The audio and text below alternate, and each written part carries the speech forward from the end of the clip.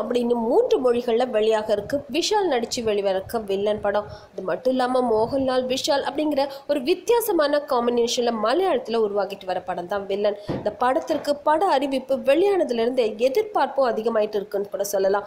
விஷால் மட்டும் இல்லாமல் அன்சிகாவும் இந்த படத்தின் மூலம் முதலாக மலையாளத்தில் அறிமுகமாக இருக்காங்க. அதிலும் 2 பேருமே நெகட்டிவ் ரோலில் நடிச்சிருக்காங்க. அதுவே இந்த படத்தோட எதிர்பார்ப்பை இரட்டிப்பாக்கியிருக்குன்னு கூட சொல்லலாம். இந்த மாதம் இறுதியில் இந்த படம் வெளியாகும் அப்படின்னு முன்னாடி சொல்லப்பட்டது.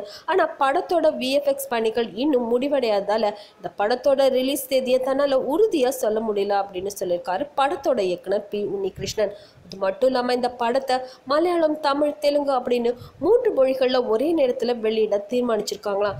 அதனால ரிலீஸ் தேதி கொஞ்சம் தள்ளி போறதாகவும் சொல்லியிருக்காரு இந்த படத்தோட டைரக்டர் உன்னிகிருஷ்ணன். இந்த வீடியோ பற்றின உங்களோட கமெண்ட்ஸை மறக்காமல் சொல்லுங்கள். கூடவே லைக், ஷேர் இதெல்லாம் பண்ணிட்டு ஞாபகமாக நேட்டிவி ஃபாரி சேனலையும் சப்ஸ்கிரைப் பண்ணிடுங்க.